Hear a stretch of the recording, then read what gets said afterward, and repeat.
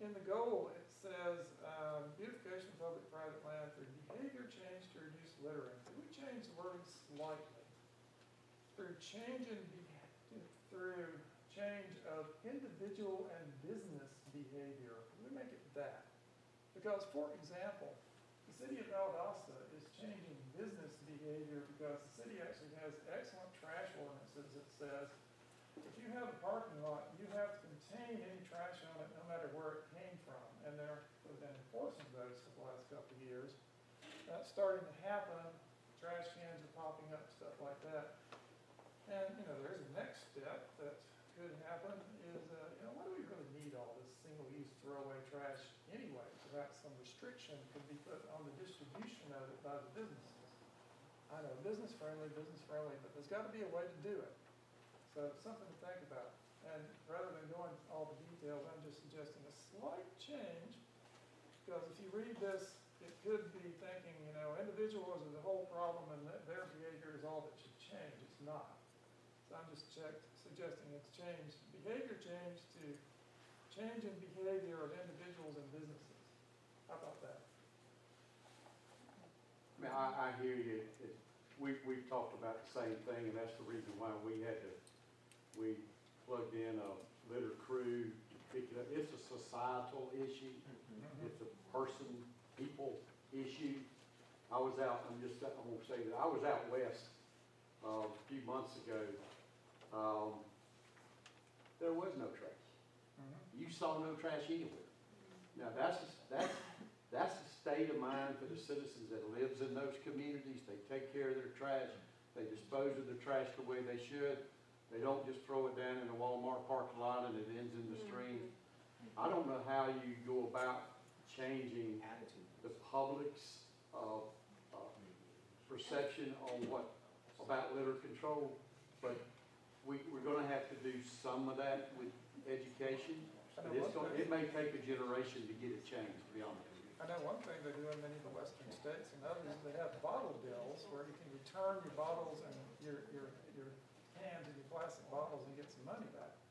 Well, I grew up doing that, picking up bottles on the impulse. And I mean, there's definitely, we wanted to discuss recycling, though it's not a very popular thing because obviously it's more costly to everybody to recycle, even though it's a good thing. But when there's no options for us to recycle, like I think that the glass bottling recycling plant closed recently or something like that, then what do you have available?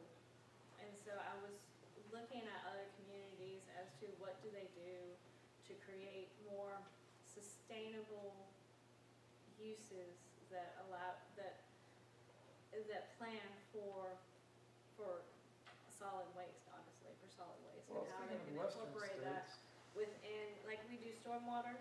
How do you incorporate solid waste in a commercial development?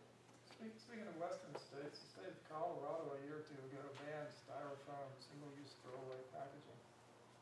And actually in Georgia, local governments could do that.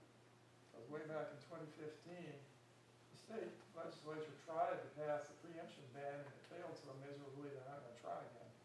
It's a thought. Well, cans and bottles is a component of it, but reality is it's just people, because we have people right now that ride around, they'll just throw a McDonald's bag in the back of a pickup truck and then drive 70 miles an hour down the road and let it fly out and see it fly out, and they just keep on going. Those are the sort of things that we've got to try to begin to work to kind of change people's thoughts on it.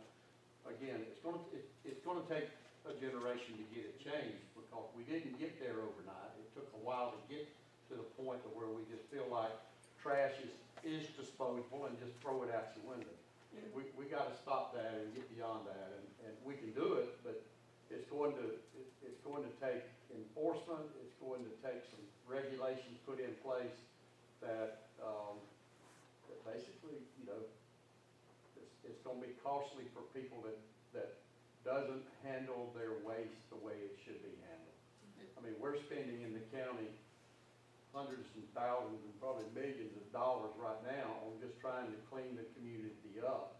And we're trying to do it over 500 plus square miles, in Lowndes County, and so it's a daunting task at the very least. I appreciate the litter crew, it's a great thing. However, if the fast food packaging was paper instead of plastic and styrofoam, it wouldn't matter as much, it biodegrades. Mhm. So businesses, could we just add individuals and businesses? Yeah. Thank you. All right, go ahead. I was just gonna say, there are ways, maybe in the promotion of the natural green spaces can help with that. There are ways, we can work with youth groups, the scout troops, things like that. I think maybe more. Like adopt the street, is that what you're saying? Well, Or- kind of, but I think the more we can promote the value of the green space and the natural resources, the natural environment, then we can pull those youth groups and scout troops and whatever into that, and it will help with it in some ways. It's I it's think increasing awareness. exactly, it's Right. connecting those two together, so, Right. go ahead.